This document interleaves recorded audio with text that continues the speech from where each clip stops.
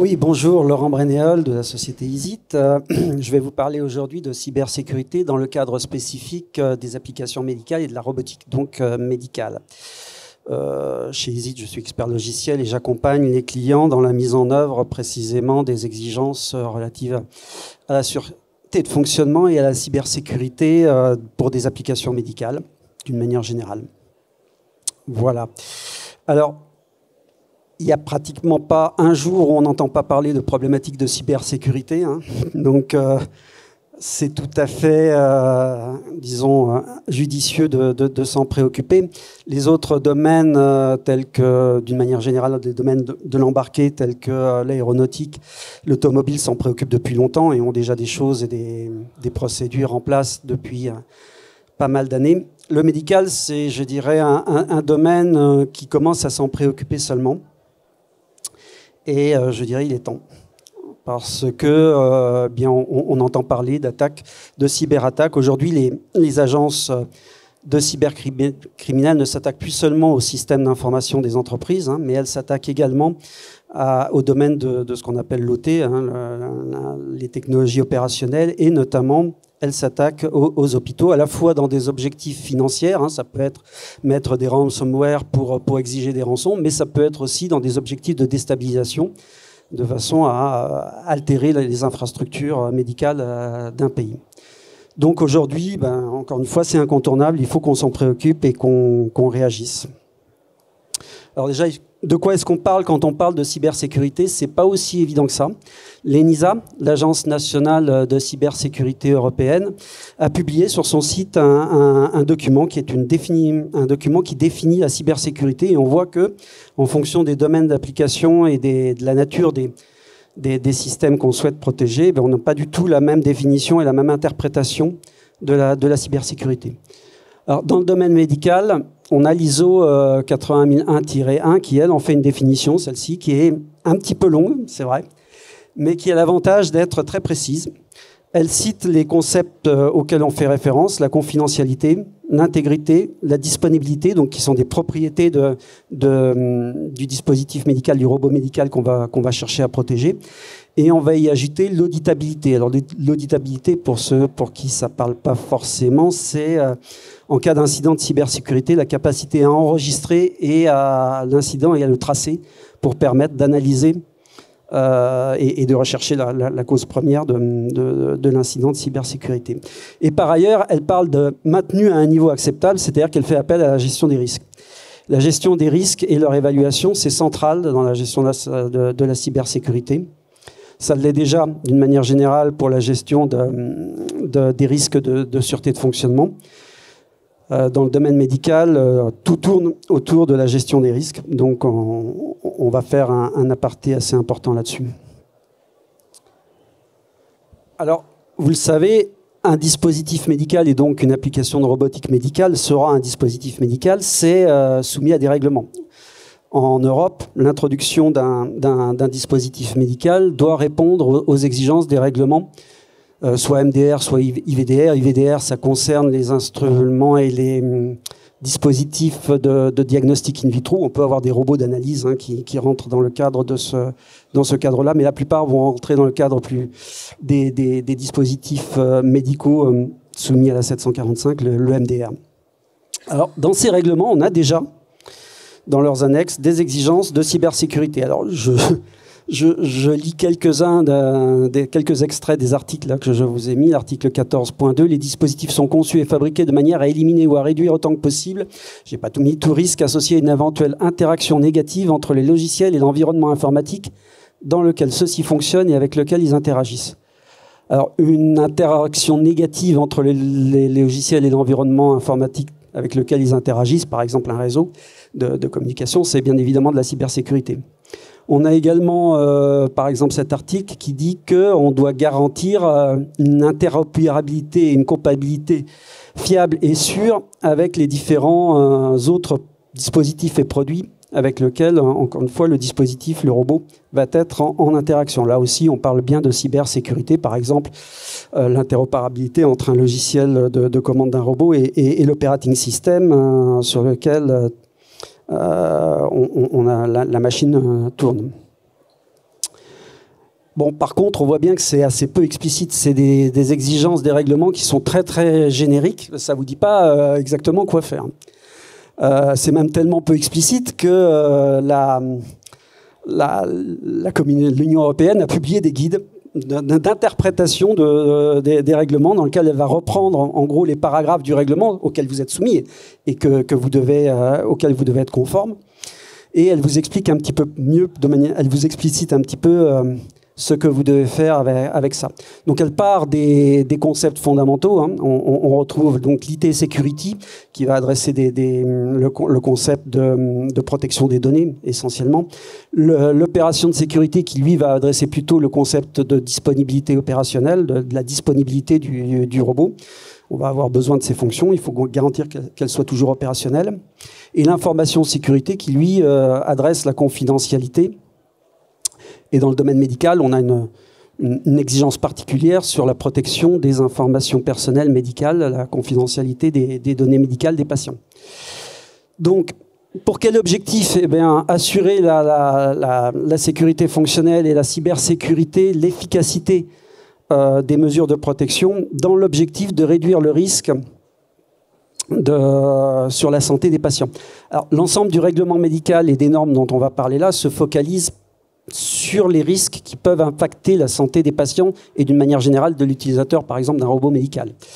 Elle se focalise sur les risques de santé. Ça ne veut pas dire que les autres risques de cybersécurité ne doivent pas être adressés. Hein. Il y a notamment d'autres règlements comme le RGPD auxquels on doit être soumis. Le risque de communication de données peut être jugé inacceptable, mais il ne rentre pas, s'il n'a pas d'impact sur la sécurité, sur la santé, pardon, sur des problématiques de santé des patients, il ne va pas rentrer directement dans le cadre des règlements médicaux. Alors ça, c'est ces propriétés de confidentialité, de disponibilité et d'intégrité du système doivent être garanties dans tous les modes d'opération, et y compris vis-à-vis des risques raisonnables de mauvaise utilisation des utilisateurs. Alors, ensuite, une fois que ces objectifs sont définis dans le règlement, le guide va vous expliciter un petit peu ce que vous devez faire en termes de développement sécurisé, de production sécurisée de votre dispositif, de votre robot. Et ça va commencer par une gestion des risques, une analyse des risques de cybersécurité, donc une identification des menaces, des vulnérabilités et des protections que vous allez pouvoir ou devoir mettre en œuvre, des mécanismes de protection, de réduction de risque ou d'élimination du risque que vous allez devoir mettre en œuvre pour garantir, encore une fois, les propriétés demandées.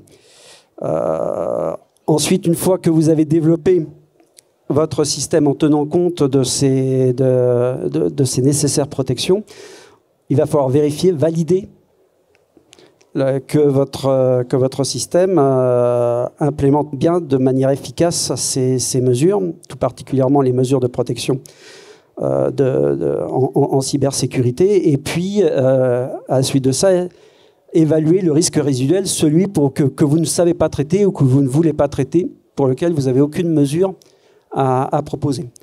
Alors de deux choses l'une, soit ce risque résiduel est acceptable et dans ce cas on va passer à la phase suivante, soit il n'est pas acceptable et dans ce cas vous devez revoir votre copie, éventuellement revoir l'architecture de votre système, proposer de nouvelles mesures de maîtrise de risque. Bon. Si par contre ces mesures, vous avez réussi finalement à atteindre un stade où l'efficacité de la protection est jugée efficace, vous avez quand même potentiellement un risque résiduel que vous ne savez pas traiter. Et là, ce que vous demande le règlement, c'est d'en informer les utilisateurs. Vous devez, à travers les IFU, les notices d'instruction et d'utilisation de votre dispositif, être transparent sur ces vulnérabilités résiduelles, de façon à ce que l'utilisateur, qui va par exemple être l'intégrateur au sein d'un réseau informatique d'hôpital, ait bien conscience des risques qu'il prend en connectant votre système à son réseau et fasse lui-même ses propres analyses de risque de cybersécurité et mettre en place ses propres mesures de maîtrise de risque. Ce que vous demande le règlement, c'est pas nécessairement que vous, en tant que fabricant, vous sachiez traiter tous les risques de cybersécurité. Ce qu'elle vous demande par contre, c'est de ne pas, on parle là de transfert de risque, hein, quand on va transférer un risque à une organisation de santé, à un utilisateur final, si votre système est utilisé au sein du domicile d'un patient, c'est de bien informer les utilisateurs de ce transfert de risque, de ne pas cacher des risques, parce que dans ces cas-là, quelque part, personne ne les traiterait et on pourrait se retrouver avec une vulnérabilité exploitée et qui peut conduire à des effets dommageables. Alors là, on est toujours dans le domaine des règlements et des exigences. Maintenant, pour implémenter ces exigences, on a besoin de méthodologie et de techniques, et ça, c'est le rôle des normes. Alors là, je vous ai cité un peu l'environnement normatif qui est le plus approprié, je pense, pour un fabricant. Alors, on a déjà les normes de la série bien connues, de la série 27000, qui, elles, sont des normes qui s'appliquent au domaine IT, qui n'est pas forcément adéquate pour un dispositif médical. Ce sont les systèmes d'information, ils vont se préoccuper essentiellement de la protection des données. Sur un robot médical, ce n'est pas forcément la préoccupation première, on va plus se préoccuper de la disponibilité des fonctions du robot. Quand on parle d'un robot chirurgical, il est absolument vital que les fonctions répondent comme on le demande, plus que l'accès aux données. Et donc là, on a déjà une norme qui est bien en place, qui est utilisée dans tout le domaine de la robotique, de ce qu'on appelle l'IACS, Industrial Automation Control System, tout ce qui est les robots utilisés dans les usines, qui vont exploiter cette norme de cybersécurité industrielle. Et dans le domaine médical, on a la liste des normes que je vous ai citées ici, qui sont toutes applicables à un robot médical. On va commencer par la norme 14971 sur la gestion des risques. Comme je vous disais, cette gestion des risques, elle est centrale. Et dans la norme ISO 14971, on vous parle de cybersécurité et on vous explique que la cybersécurité, c'est une part intégrante de la démonstration de sécurité, de safety du système. Vous ne pouvez pas, en fait, arriver à la conclusion qui est demandée pour le développement d'un dispositif médical ou d'un robot, que vous n'avez plus de risque de sécurité pour les patients inacceptable si vous n'avez pas traité le volet de cybersécurité. Dans l'annexe de la 14971, on va vous citer un certain nombre de risques de cybersécurité, tels que par exemple l'accès à des ports, par exemple un port USB sur un PC non protégé, tels que des mises à jour, des patchs de logiciels qui ne sont pas sécurisés, qui ne sont pas maîtrisés. Voilà. Tout ça, c'est déjà intégré dans la norme 14971, qui est une norme harmonisée avec le règlement européen. Et je vous rappelle le principe de la norme harmonisée, c'est que si vous respectez les exigences de la norme, on présume que vous avez respecté les exigences du règlement pour les exigences qui sont couvertes par la norme. Donc il est vraiment important d'appliquer vraiment ces normes. Alors les autres ne sont pas harmonisées, mais elles sont appelées malgré tout. Vous avez la 60601 qui, elle, concerne le développement d'une manière générale d'un dispositif électromédical, d'un système électromédical, et un robot. Une application robotique est forcément un dispositif électromédical, donc va devoir se conformer aux exigences de la 60601-1, qui elle-même comporte des exigences de cybersécurité de deux natures. Des exigences qui vont s'appliquer aux fabricants dans la façon dont vous développez votre robot. Elle va vous demander, par exemple, très précisément, de contrôler toutes les entrées-sorties non sûres du robot, tout ce qui va être par exemple donné d'entrée par une interface IHM, on doit contrôler la validité, on doit s'assurer qu'elles ne peuvent pas propager un risque d'altération de fonctionnement du logiciel. Bon, donc il y a cette première classe d'exigences qui figure dans cette norme, et il y en a une deuxième qui se réfère à tout ce que vous devez exporter, exigences exportées, vers l'utilisateur, par exemple un administrateur de réseau sur lequel vous connecteriez votre robot. Donc là, c'était plutôt des exigences de documentation, mais en ayant informé de manière très précise l'utilisateur des risques qu'il prend s'il n'apporte pas les ressources que vous lui demandez pour faire fonctionner votre dispositif médical. Enfin, on a une norme beaucoup plus spécifique qui est plus un rapport technique, en fait, qui est une spécification des capacités de sécurité technique que vous devriez implémenter dans votre dispositif médical et qui donc s'intitule Safety Related Technical Security Specification. Comment répondre. Alors là, j'ouvre une petite parenthèse parce que c'est peut-être pas évident entre safety et security. L'anglais, pour une fois, est plus précis que le français. Quand on parle de safety en anglais, on parle de la sécurité fonctionnelle, donc de ce qui va permettre de garantir l'objectif final de respect, de non-altération de la santé du patient. La security, le terme security, elle parle il va être traduit par sûreté dans les normes récentes. Il parle typiquement de la cybersécurité. Dans un cas, la safety, on parle de non-agression de l'utilisateur ou du patient. Dans le terme security, c'est comment le système lui-même se protège des agressions extérieures et tout particulièrement donc, des actes de malveillance. C'est de ça dont on parle quand on parle de cybersécurité. Et bon, il y a un rapport évident hein, quand on parle d'intégrité. Si évidemment un attaquant est capable de remplacer les logiciels de votre robot ou d'altérer les fonctions essentielles de sécurité, hein, si par exemple on arrive à déconnecter un arrêt d'urgence, bon, typiquement on a bien un impact de ces risques de cybersécurité sur la safety du système. Et tout ce corpus de normes vise bien à vous dire attention aux risques de cybersécurité et donc aux actes de malveillance, vous devez les intégrer dans votre analyse safety du système. Et enfin, on a la norme 81000-5-1 qui est une norme de processus sur le développement de logiciels. Alors, je suis passé peut-être un peu vite sur ça. Je reviens 2 secondes là-dessus. On voit donc là qu'on ne parle pas seulement et c'est souvent une erreur que font les développeurs, de propriété de cybersécurité du système. On parle ici de tout un processus de développement sécurisé qui va concerner tout le cycle de vie. J'en ai pas trop parlé ici, mais on a aussi une surveillance à faire une fois que le système est déployé, hein, de façon à implémenter des mises à jour régulières pour être sûr que les mesures de protection qu'on a mises en place sont toujours efficace vis-à-vis de l'évolution de l'état de l'art. Quand on va parler de chiffrement, on sait que ces méthodes sont cassées régulièrement, donc on va régulièrement devoir implémenter des méthodes de plus en plus efficaces, des clés de plus en plus élaborées.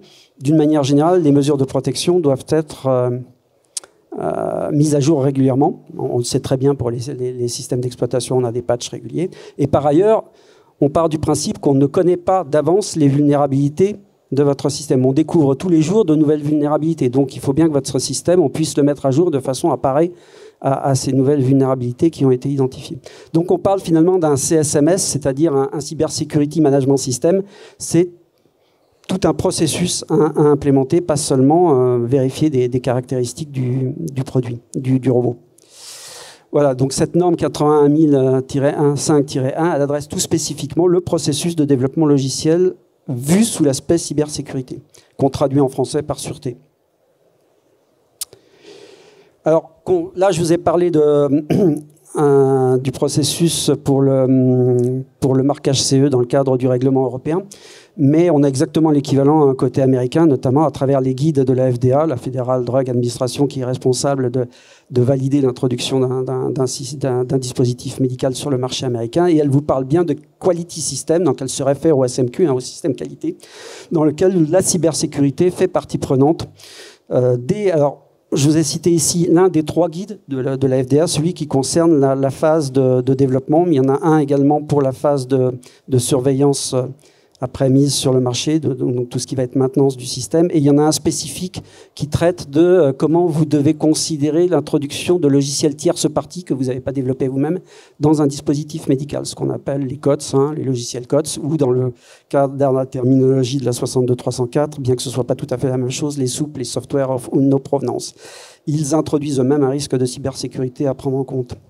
Donc les objectifs généraux, on retrouve un peu les mêmes, sauf que la FDA donne parle de concepts plus spécifiques sur l'authenticité qui inclut l'intégrité, hein, comment vous devez garantir l'authenticité de vos logiciels et de vos systèmes, l'autorisation, la disponibilité, ça c'est un point commun à tous les systèmes, la confidentialité, et elle vous cite explicitement le fait d'être en mesure de mettre à jour de manière sécurisée et de manière adéquate relativement aux vulnérabilités que vous pouvez découvrir au fil de l'eau, votre système. Et elle préconise, encore une fois, l'utilisation d'un système de management. Alors là, en l'occurrence, elle l'appelle SPDF pour Secure Product Development Framework, mais bon, c'est un système de management de la sécurité qui va comporter des analyses, des activités, telles que les analyses de cybersécurité, donc les analyses de risque, analyse des menaces et l'identification des vulnérabilités, et puis en phase de développement, des analyses de cybersécurité, d'audit de code, les SAST, des analyses de composition de logiciels pour la partie des logiciels tierces parties que vous envisagez d'intégrer, des software bill of material, et des tests de cybersécurité pour s'assurer que de l'efficacité des mesures de maîtrise de risque. Et elle cite les normes dont je vais vous parler tout de suite, là, la 62443 et les 81001-5-1. Alors, je ne sais pas si vous connaissez la 62443, c'est une norme, encore une fois, qui est bien connue dans le domaine des systèmes de contrôle industriel et donc de la robotique. Elle définit des niveaux de sécurité d'un système de security level de niveau 0 au niveau 4, depuis le niveau pas protégé du tout jusqu'au système le mieux protégé. Le premier niveau, protection contre les violations usuelles ou de pure coïncidence, ce ne sera pas nécessairement, c'est des protections, par exemple, contre des simples erreurs de manipulation, un fichier effacé par erreur, sans que ce soit nécessairement un axe de malveillance et qui n'a nécessairement une volonté d'attaquer le système. Le niveau au-dessus, juste au-dessus, le niveau SL2, cette fois, on va parler d'une protection contre des violations intentionnelles, mais qui vont utiliser des ressources simples. Ça va être, par exemple, l'utilisation des connaissances et des moyens tels que tout un chacun a, une clé USB, le vol d'un mot de passe, voilà. Ensuite, on va passer déjà à un niveau supérieur, protection contre des violations intentionnelles, mais cette fois utilisant des ressources sophistiquées. Donc là, on adresse réellement les agences de cybercriminels qui vont utiliser des méthodes sophistiquées d'attaque et des outils dédiés à l'attaque, des bots, des choses comme ça, des malwares, des chevaux de Troie, des Troyans. Et enfin, on a le dernier niveau, le plus protégé, celui contre des violations intentionnelles utilisant des ressources très étendues. Là, on va parler des ressources d'un État qui cherchent à attaquer les infrastructures d'un autre État ou de multinationales qui ont des moyens réellement très étendus, des services entiers d'attaque, de cyberattaque. Alors, la norme 62443, une fois qu'elle a défini ces niveaux, va définir également 7 exigences fondamentales des propriétés que devrait avoir chaque système. Ces 7 exigences fondamentales, elles sont citées ici. Dans le domaine, c'est le contrôle d'identification et d'authentification, l'identification et d'authentification des utilisateurs humains ou des processus logiciels, quand on parle par exemple de communication intersystème. Le contrôle d'utilisation, ça va être des droits spécifiques. Ça ne va pas être les mêmes utilisateurs qui vont avoir le droit de mettre à jour, par exemple, ou de reparamétrer un système et l'utilisateur standard d'un robot médical. L'intégrité des données, c'est évident, ça inclut également l'intégrité des logiciels, des firmware que vous pouvez avoir dans vos robots. Il est évident qu'il faut garantir l'intégrité de ces firmware. La confidentialité des données, on en a déjà parlé. Le transfert de données limitées, c'est le fait de donner la visibilité minimum, de transférer entre les composants d'un système ou entre des systèmes et des serveurs que le strict nécessaire, de façon à ne pas laisser permettre à des cybercriminels de pouvoir analyser le fonctionnement de vos systèmes. Donc ça fait appel à de la segmentation, à une interface, rendre les interfaces les plus minimalistes que possible. La réponse appropriée aux événements, là, c'est clairement, en cas d'incident de cybersécurité, comment est-ce ça fait référence à l'auditabilité, l'enregistrement et la traçabilité de l'événement pour être éventuellement capable de remonter à sa source et de comprendre ce qui se passe. Et enfin, la disponibilité des ressources, ça c'est de garantir que les personnes autorisées puissent toujours utiliser les fonctions de votre robot, même en cas d'attaque, de déni de service, qui vont chercher effectivement à rendre le système inopérationnel. Sur cette exigence fondamentale, la norme va donner des critères techniques à travers donc, la partie, en l'occurrence 4.2, qui permet pour chacune de ces exigences fondamentales, d'évaluer le niveau de sécurité atteint par le composant. Et donc ça, c'est typiquement ce qu'on va faire. Une fois qu'on a défini le niveau de sécurité cible pour chacune des exigences, on peut obtenir on peut évaluer le composant. Le composant, ça peut être le robot complet, votre système, et tracer un diagramme de ce type-là qui permet d'avoir une vision immédiate sur là où les exigences sont remplies, satisfaites, et là où il faut peut-être prévoir des mesures de maîtrise de risque de cyber complémentaires, parce qu'on est loin du niveau qu'on cherche à atteindre. Ces critères techniques, ils sont complètement définis dans la norme. Je n'ai pas le temps, évidemment, dans de court temps de cette présentation, de rentrer dans tous ces détails et ces critères techniques, mais on peut faire une évaluation des capacités de sécurité de vos composants. Et alors là, j'ai pris un exemple d'un robot. Alors c'est un exemple factice, juste pour illustrer le propos. Toute ressemblance avec un système réel serait pure coïncidence. Donc là, je montre un robot. On voit un robot chirurgical qui peut être téléopéré par un PC de planification qui va contrôler la trajectoire du robot suivant donc une planification, un programme préétabli. Dans les composants du système, on va également voir un système de tracking qui va fonctionner en boucle fermée avec le robot pour assurer son guidage. On voit un système de surveillance qui va être quasi indispensable des paramètres vitaux du patient, qui va permettre de générer les alertes si quelque chose ne se passe pas bien lors de l'opération. Et puis vous avez par exemple dans une autre salle le praticien qui est devant son PC de contrôle de commande et qui a accès également, enfin, sur lequel on va avoir des IHM d'alerte qui vont traduire le fonctionnement du système. Tout ce système-là, il peut être connecté au réseau général, l'intranet de l'hôpital, de l'organisation de soins, sur lequel il peut y avoir toutes sortes de dispositifs, des portables, des stations de service, des serveurs, des routeurs qui peuvent même être des routeurs avec des liens sans fil de la 4G, de la 5G. Voilà. Et puis on peut avoir évidemment une connexion externe entre le réseau, on aura même nécessairement une connexion externe entre le réseau intranet de l'hôpital et l'Internet public, avec accès par exemple à des applications en cloud, avec des choses qui nécessitent d'exporter des données sur l'Internet global. Et donc là, la norme va vous dire que vous devez, lors de votre analyse de risque, avoir défini le niveau de sécurité cible de chaque zone, une zone étant définie par un ensemble de composants pour lequel on a besoin d'un niveau de sécurité donné. Alors il est clair que sur l'Internet public, on va pas pouvoir, par définition, il n'est pas sécurisé, donc on ne va pas pouvoir lui attribuer un niveau de sécurité cible. Le réseau intranet de l'hôpital avec ses applications génériques, n'a pas forcément le même niveau de sécurité que évidemment la partie robot chirurgicale, et qui lui-même n'a pas forcément le même niveau de sécurité que la partie PC, parce que si on est dans une zone, dans une salle par exemple, qui d'un point de vue physique a des contrôles d'accès avec des accès physiques très limités à la salle, si par ailleurs les logiciels qui interviennent dans ces composants sont des firmware qui ne sont pas forcément facilement accessibles, on n'aura peut-être pas besoin d'un niveau de sécurité aussi élevé que par contre le PC de planification qui lui tourne sur une plateforme standard avec peut-être un système d'exploitation standard type Windows ou Linux, et qui va devoir potentiellement être connecté à l'Internet pour faire les mises à jour du système d'exploitation, etc. et qui donc est potentiellement accessible depuis n'importe quel point de la planète par un attaquant situé sur Internet. Donc on va définir dans chaque zone un niveau de sécurité. Et le but, à travers l'application donc de la norme, va être de vérifier que les composants qu'on a prévus d'intégrer, que ce soit du matériel ou du logiciel, atteignent bien ont bien un niveau de sécurité qui est compatible avec le niveau de sécurité global du système visé. Alors, à l'interface entre les zones, on doit nécessairement définir des mécanismes de protection, puisqu'on va parler de zones de sécurité différentes. Il va falloir prévoir, c'est illustré ici par les firewalls, par des pare-feux. On doit nécessairement prévoir des mesures de maîtrise de la sécurité pour avoir cette forme de séparation entre des applicatifs et des systèmes qui n'ont pas les mêmes exigences de sécurité. Juste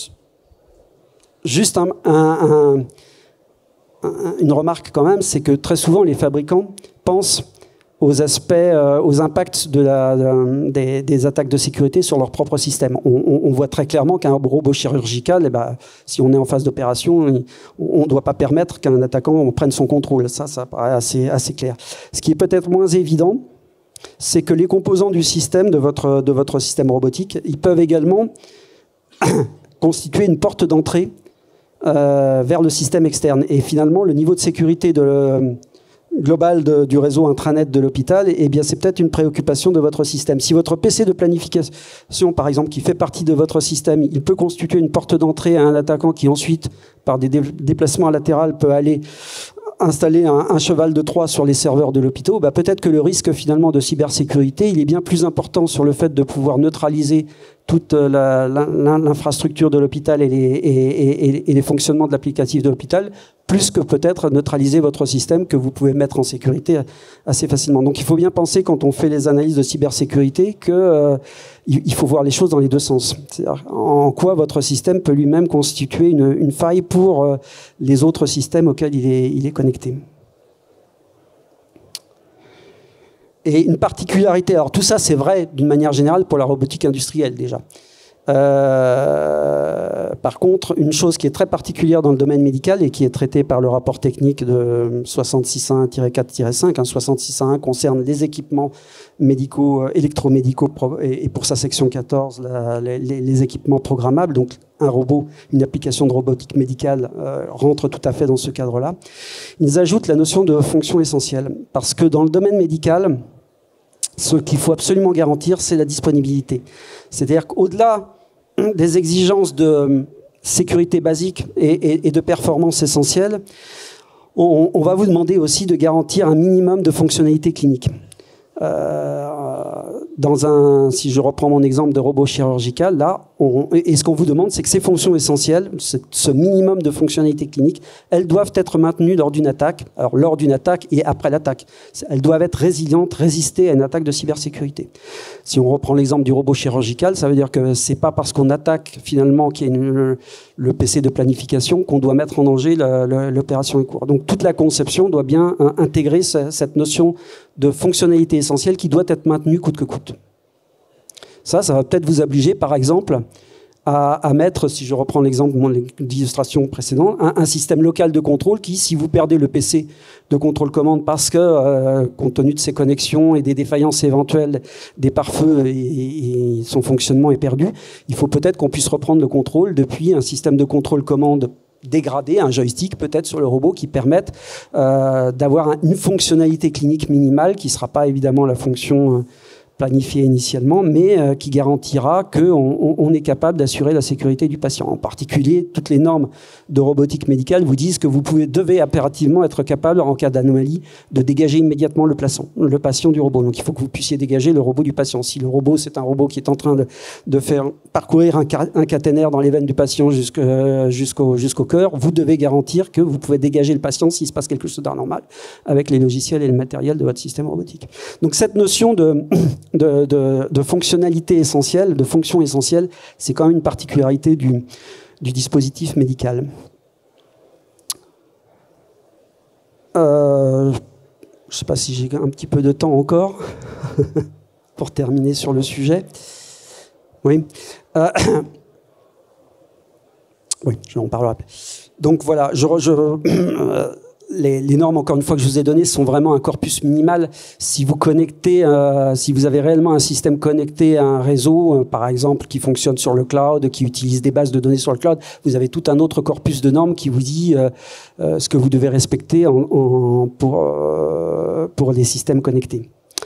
Alors, pour la norme, maintenant, j'ai traité un peu l'aspect produit, l'aspect robot lui-même et les propriétés de cybersécurité du robot. Pour en revenir maintenant sur le processus de développement, là je vais plus vous parler du processus de développement logiciel parce que les logiciels sont intégrés dans votre système, dans votre application robotique, sont quand même ceux qui sont les plus parties prenantes dans la cybersécurité. Et là, on a cette norme, donc 80000-5-1, qui parle du processus de sécurisé de développement des logiciels et qui en fait est un miroir de la norme 62304 qui parle de la safety, généralement comment vous devez développer un logiciel de dispositif médical, et qui pour chacun des processus de la 62304 va vous rajouter des processus, des activités pardon, spécifiquement de cybersécurité. Je ne vais pas reprendre tous ces processus. Alors, une particularité de la cybersécurité, c'est que c'est indépendant de la classe de sécurité des logiciels. Pour ceux qui ont déjà développé des logiciels pour des dispositifs médicaux, vous savez que vous avez les 3 classes A, B, C en fonction de la criticité des conséquences d'une défaillance du logiciel sur la santé du patient. Quand on parle de cybersécurité, on fait abstraction de ces classes. C'est applicable quelle que soit la classe de sécurité fonctionnelle, de safety du logiciel. Elles doivent être évidemment réalisées, ces activités, par des personnes compétentes. Et là, c'est pas toujours évident d'avoir des personnels qui maîtrisent un peu la cybersécurité. On vous conseille de mettre un maximum de chances de votre côté en ayant formé vos éventuels responsables d'affaires réglementaires, par exemple, mais aussi en faisant appel à des experts en cybersécurité externe pour mener ou donner un avis sur la réalisation de ces activités. La première, encore une fois, ça va être l'analyse de risque. Elle est encore une fois très centrale et elle va driver tout le reste, qui va consister dans le cas... Alors, c'est exactement le même processus que celui qui est décrit d'une manière générale dans la 14971 pour le traitement des risques de safety. Simplement, là, on va spécifiquement s'intéresser aux risques de cybersécurité, donc aux menaces et aux vulnérabilités de vos systèmes. Identifier les menaces, identifier les vulnérabilités. Alors par contre, si le cadre général est le même, les méthodologies qu'on emploie sont un peu différentes. Pour l'estimation des vulnérabilités, on va préférentiellement utiliser des standards, en l'occurrence celui qui est utilisé quasi systématiquement, c'est CVSS, Common Vulnerability Scoring System, c'est-à-dire système standard d'évaluation des vulnérabilités, ce qui vous permet en fait de donner une note de 0 à 10 à chaque vulnérabilité qui est d'une manière relativement objective et qui vous permet ainsi de partager le niveau de risque de la vulnérabilité avec les différentes parties prenantes, notamment avec les utilisateurs auxquels vous allez transmettre vos analyses de cybersécurité. Donc ça, c'est la partie estimation, hein, où on va mettre un scoring, une note à chaque vulnérabilité. Ensuite, vous avez la partie évaluation, c'est la partie acceptabilité. Et ça, par contre, les critères d'évaluation, vous pouvez définir des critères simples qui disent par rapport à cette estimation, si ma note elle est supérieure à 7, j'estime que le risque est inacceptable. Mais d'une manière générale, on doit rentrer un peu plus dans les détails et regarder l'aspect un peu qualitatif. Hein. Un risque, une vulnérabilité qui conduirait à prendre un risque d'installer un ransomware sur l'intranet d'un hôpital, il sera de toute façon inacceptable, quelle que soit la note que vous lui aurez donnée en termes de vraisemblance. Parce que le CVSS intègre la notion de vraisemblance et de faisabilité technique de l'attaque. Bon. Une fois que vous avez fait l'estimation, vous avez donc cette évaluation avec vos critères. C'est vous qui allez définir quels sont les risques de cyber que vous considérez comme acceptables et ceux que vous considérez comme non acceptables. Et pour ceux qui ne sont pas acceptables, évidemment, vous allez devoir mettre en place des mesures de maîtrise de risque. Alors, une particularité aussi du domaine médical, c'est que une fois que vous avez terminé ce travail, fait l'appréciation des risques, vous pouvez avoir des risques inacceptables, malgré tout, mais que vous ne savez pas traiter. Des risques résiduels que vous ne savez pas traiter et faire appel dans ce cas à la balance bénéfice-risque de la même façon que vous le faites pour les risques de safety. C'est-à-dire dans ce cas justifier le fait que l'introduction de votre de votre application de robotique médicale a un bénéfice pour les patients qui vient compenser le fait qu'on prend un risque malgré tout qu'on ne sait pas traiter en termes de cybersécurité. Ça, cet appel à la balance bénéfice-risque fait partie de l'analyse de risque, mais vous ne devez y faire appel qu'en tout dernier recours lorsque vous n'avez épuisé toutes les solutions en termes de sécurité intrinsèque de votre système et en termes de mise en place de mesures de maîtrise de risque. C'est vraiment si vous ne savez plus quoi faire et que vous êtes en mesure de justifier de manière objective ou relativement objective du fait que les bénéfices compensent le risque pris. Et enfin, ça ne s'arrête pas là. Une fois que vous avez, on l'a vu au niveau du système de management de la sécurité, une fois que vous avez déployé votre système, vous devez, la norme va vous dire, il faut que régulièrement, et en l'occurrence au moins une fois par an, vous évaluez l'efficacité des mesures de maîtrise de risque que vous avez. Donc ça implique une surveillance et une surveillance active de votre part. Il ne s'agit pas de dire j'ai aucun incident de cybersécurité donc tout va bien. Non, ce qu'on vous demande c'est d'être en mesure d'avoir mis en place les moyens de remonter toute anomalie. Par exemple, vous avez sur votre PC de planification un login qui demande l'authentification des utilisateurs parce que seuls des utilisateurs autorisés peuvent aller planifier une opération. Vous devez avoir un système une journalisation qui vous dit j'ai eu un nombre tout à fait anormal de fail login. Ça veut dire que quelqu'un tente malgré tout de se connecter alors qu'il n'est pas autorisé. Voilà, c'est typiquement ça qu'on vous demande de faire quand on vous demande de surveiller ce qui se passe en post-production. On parle bien d'une surveillance active. De même, il y a régulièrement à travers l'ensemble des organismes étatiques des vulnérabilités qui sont identifiées. C'est notamment le cas à travers la base NVD, National Vulnerability Database du NIST aux États-Unis, qui publie régulièrement des vulnérabilités qui ont été identifiées dans des logiciels, en particulier les logiciels open source, des systèmes d'exploitation que vous pouvez être amené à avoir intégrés dans votre système. Donc, au titre de cette surveillance, on vous demande d'avoir mis en place typiquement une analyse de ces vulnérabilités, montrer qu'au moins vous regardez ces vulnérabilités et que vous êtes en mesure de dire ok, je suis pas concerné ou là il y a peut-être un problème dans mon système et il va peut-être falloir que je fasse une mise à jour, que je prévoie un patch. Voilà. Donc tout ça, c'est ce qui est demandé au titre du respect des exigences de cette norme de processus de développement sécure du logiciel. Alors, au niveau de la conception elle-même, on a ce concept de Secure by Design. Avant de mettre en place des mesures de maîtrise de risque, ce qu'on vous demande aussi, c'est quand même, dans la mesure du possible, de sécuriser déjà votre conception.